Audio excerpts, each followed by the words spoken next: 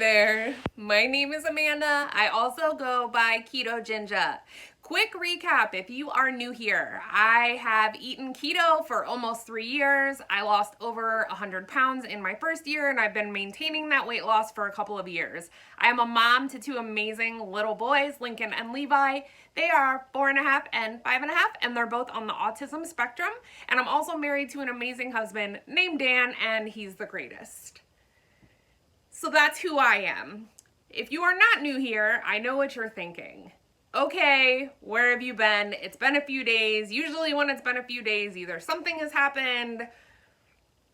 I knew that I had two ways to kind of address my absence in the last couple of days. I could either throw on a happy face and drink a bunch of coffee and kind of present a meal or a recipe and not really get down to the nitty-gritty of how I've been feeling. Or I thought that I could be super transparent and talk to you guys a little bit about mental health. So we're going to have a little bit of a mental health discussion. I'm going to be as transparent as I can with you guys about what I'm going through right now because I think it's a very important conversation to have. And I know that I am not the only one that is feeling the way that I'm feeling. So yes, I'm still eating keto. I have not had the drive or the motivation or the energy to cook or meal prep or do any of the things that make me most successful. So the fact that I'm still eating low carb is honestly a miracle.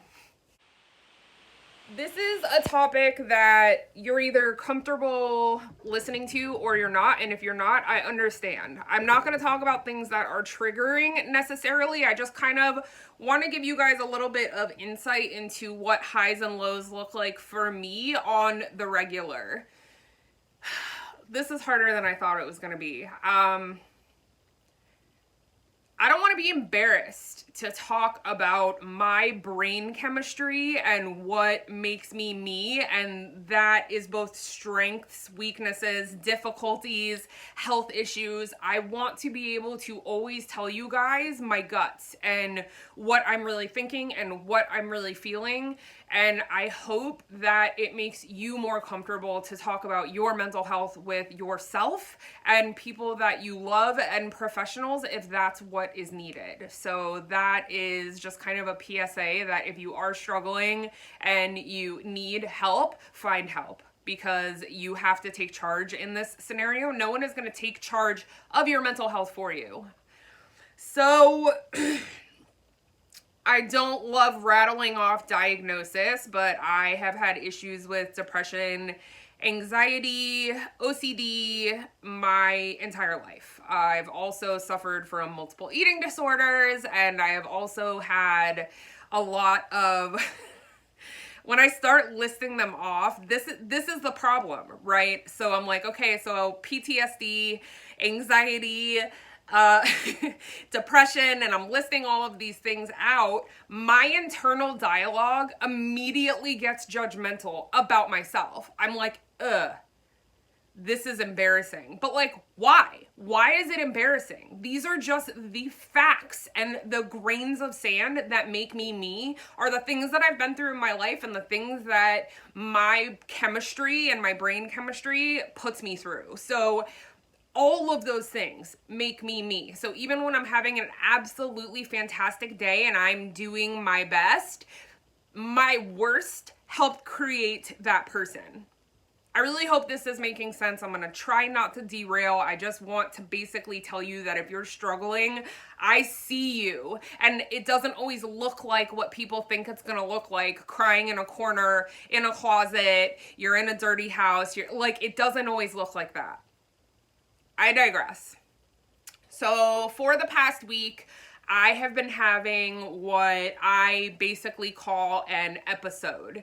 And an episode for me looks like I have no motivation to get done the things that are necessary to get done. Let's say important emails or creating content or keeping in touch with certain people, returning phone calls, things that are mandatory, paying bills, all of those things. I can't align my brain and my thought process to be able to accomplish those tasks. Now, luckily for me, When I am in an episode, I am still able to be a kick-ass mom.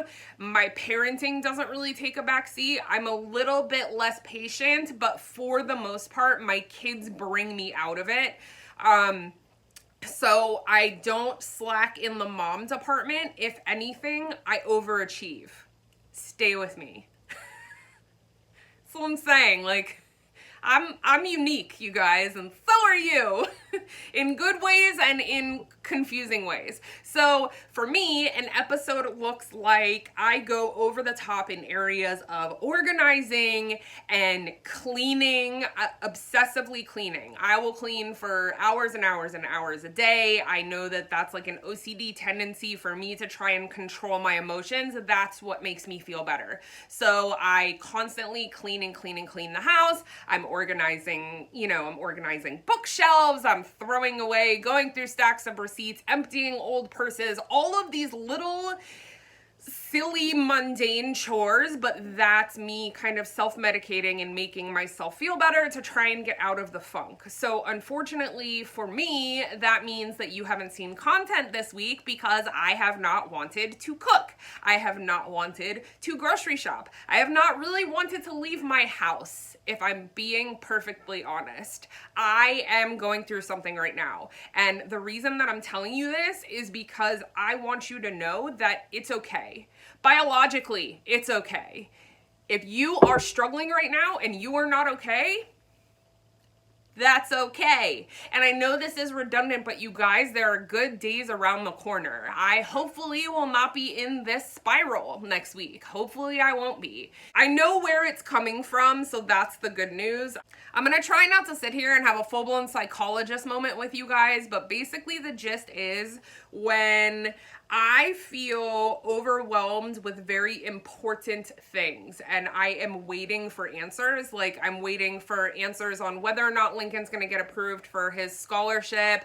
I'm waiting on a lot of answers regarding my photography career because all of the weddings that we have rescheduled over the last several months are rescheduled for soon, and Florida's coronavirus numbers are absolutely insane.